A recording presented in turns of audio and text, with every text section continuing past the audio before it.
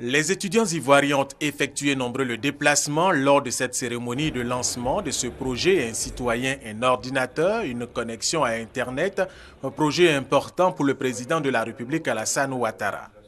Il est aujourd'hui exécuté par le ministère de la Poste et des Technologies, de l'Information et de la Communication à travers l'Agence nationale du service universel des télécommunications ANSUT.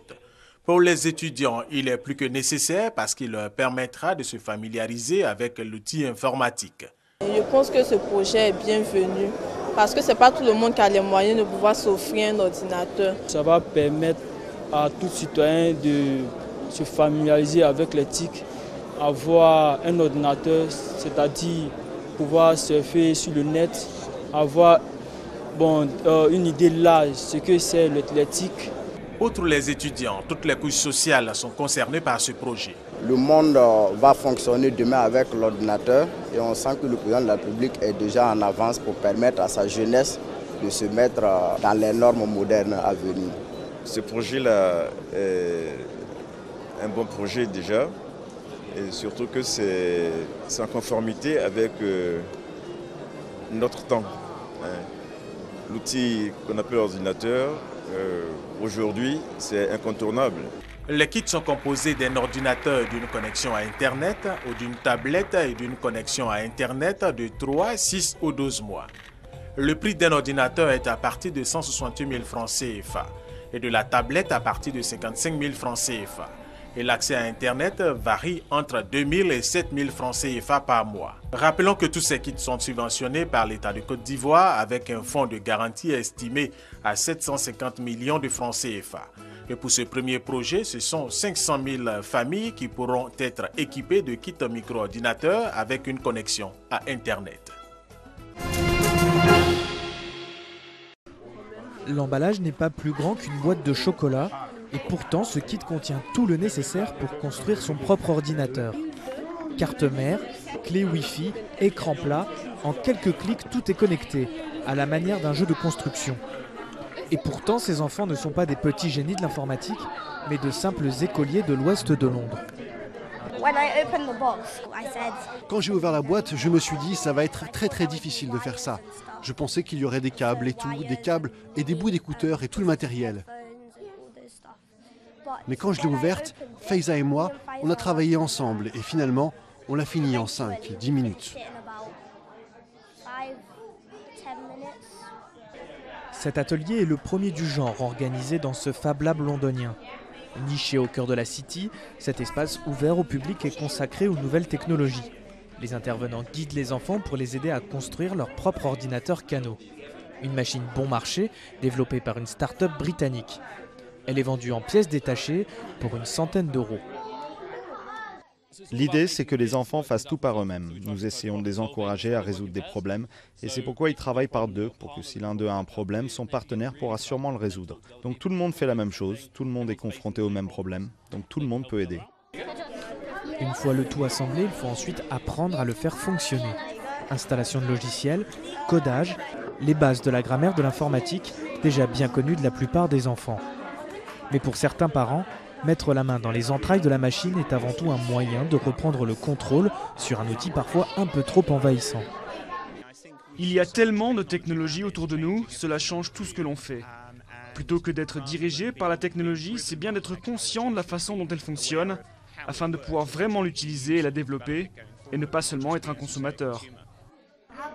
Un impératif que le gouvernement britannique a bien saisi.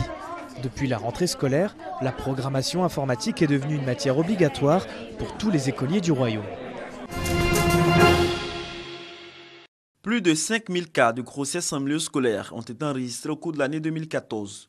Une situation qui a poussé le ministère de l'Éducation nationale et de l'enseignement technique à initier la campagne 0 cas de grossesse en milieu scolaire. La région de Lamé n'étant pas épargnée par ce phénomène, accompagne l'initiative de la ministre Kandia Camara. La direction régionale de l'éducation nationale et de l'enseignement technique d'AZOP, en collaboration avec l'ONG Save Children, mène une campagne de proximité.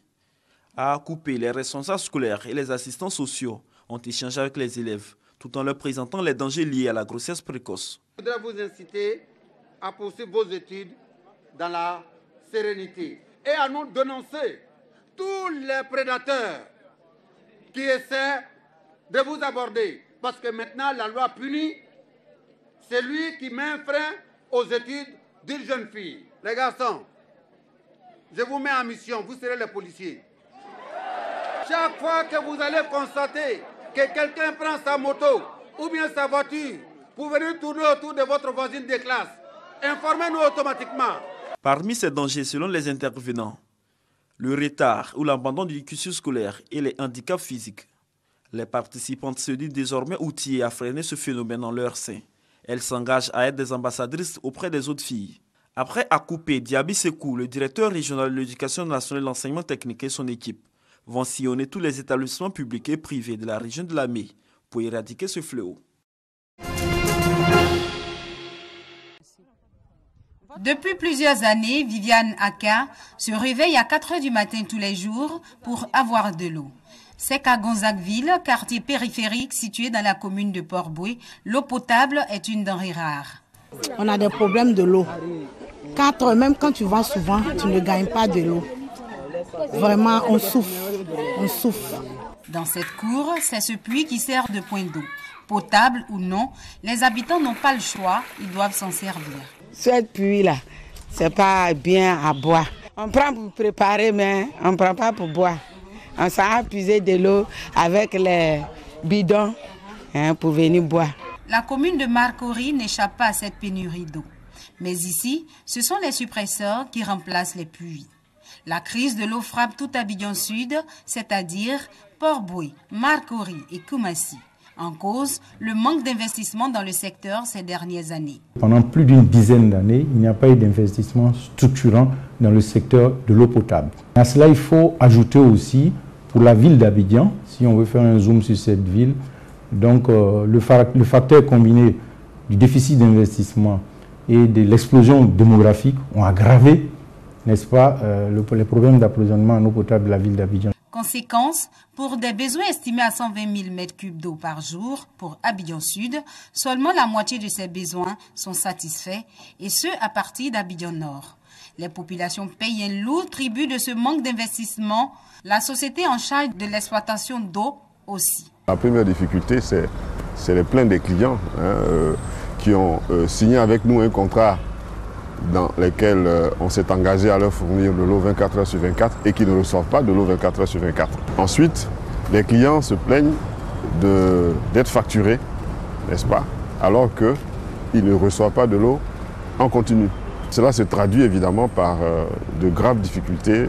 Nos collaborateurs ont parfois du mal à exercer leur travail sur le terrain. Impossible pour les agents de la SODECI de procéder au prélèvement sur les compteurs et de faire l'entretien du réseau. Conséquence, le ratio de facturation est passé de 80 à 71%, ce qui représente un manque à gagner de 6 milliards de francs CFA pour l'année 2014. L'État qui incombe l'investissement dans le secteur a pris à bras-le-corps la question de l'eau. Une station de traitement d'eau a été construite à Beaunois. Le président de la République en ouvrira bientôt les vannes pour soulager les populations d'Abidjan Sud. Une nouvelle bien accueillie. Nous donner de l'eau, c'est un cadeau de début d'année qui est inestimable. Parce que les populations n'en pouvaient plus. Nous étions sur la côte raide et le président vient nous enlever une épine du pied. En nous donnant de l'eau, le président nous donne la vie. Améliorer l'accès à l'eau potable figure au rang des priorités du gouvernement Ouattara. Ainsi, ce sont 80 000 m3 d'eau supplémentaires qui seront servis tous les jours aux habitants des communes de Port-Boué, Marcory et Koumassi à compter de ce lundi et étancher leur soif d'accès à l'eau potable.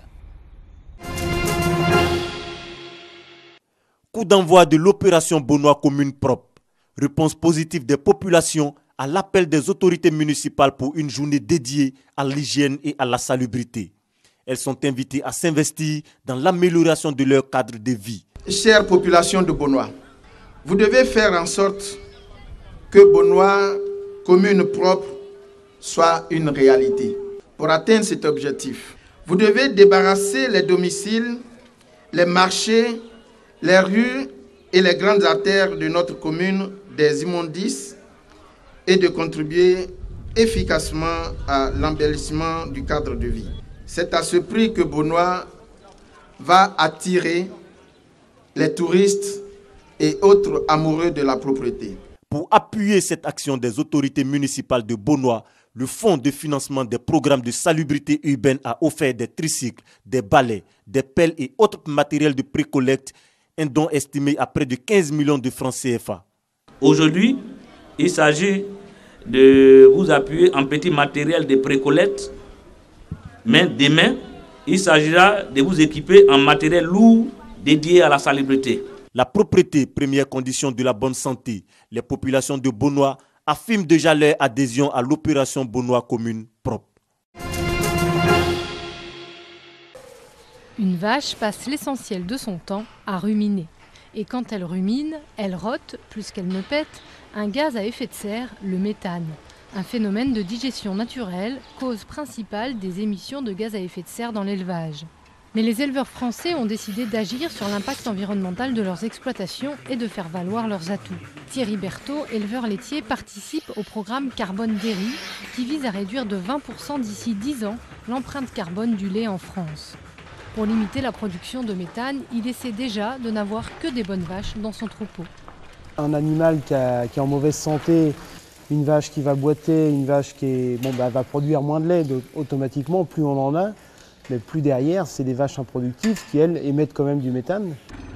Contrairement à ce que pensait Thierry, ce ne sont pas ces machines qui polluent le plus sur sa ferme après le méthane, mais l'achat de nourriture importée, comme le soja brésilien par exemple. On avait déjà travaillé là-dessus, puisqu'avant on utilisait essentiellement du tourteau de soja, alors qu'aujourd'hui on utilise à 80%, 90% du tourteau de colza, qui est produit localement.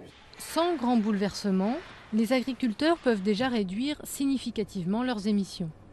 Donc l'objectif est vraiment d'optimiser les exploitations dans leur système de production en les maintenant en place.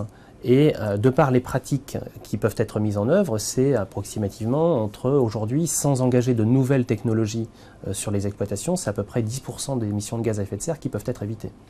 Dès le printemps, les vaches de Thierry iront au champ, à l'herbe, des prairies à prendre en compte dans le calcul de l'impact environnemental, car ce sont d'immenses puits de carbone. C'est aussi la place de l'herbe et le fait de mettre ces animaux sur des prairies qui permettent de stocker du carbone. Donc on a un équilibre qui se crée entre les émissions de gaz à effet de serre naturelles de ces animaux et le fait de les élever sur l'herbe.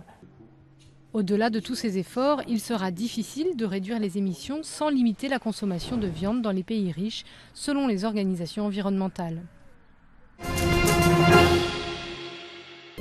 Vive tension entre l'Égypte et le Qatar. Accusé par le Caire de soutenir le terrorisme, Doha a rappelé son ambassadeur d'Égypte. Pour lutter contre l'influence du groupe État islamique, l'Égypte a réclamé une intervention militaire en Libye par une coalition internationale, une initiative critiquée par le Qatar qui a reçu le soutien des monarchies du Golfe. L'accord de cessez-le-feu menacé en Ukraine. Kiev demande le déploiement de forces de maintien de la paix dans l'est du pays, alors que les rebelles ont forcé l'armée ukrainienne à quitter la ville stratégique de Debaltseve. Selon l'armée ukrainienne, au moins 90 soldats ont été faits prisonniers, plus de 80 sont portés disparus. De nombreuses célébrations dans le monde pour le Nouvel An chinois. Après l'année du cheval, l'Asie est entrée dans l'année de la chèvre qui, selon les maîtres Feng Shui, pourrait être apaisée. De Pékin à Singapour, feux d'artifice et prières ont eu lieu pour marquer ce changement d'année. Et le vainqueur est Beija Flor. Après la prise en compte des notes de tous les jurés, le titre de championne des défilés du carnaval a été décerné cette année à l'école de samba de Nilopolis, banlieue pauvre du nord de Rio. C'est une sensation de devoir accompli, notre communauté le méritait. On n'avait pas digéré d'être classé 7e l'année dernière. Je suis très ému, c'est la première fois que je défile avec l'école Beija Flor. J'ai attendu pendant 35 ans pour défiler avec cette école et justement cette année, en 2015, je suis champion avec Beija Flor.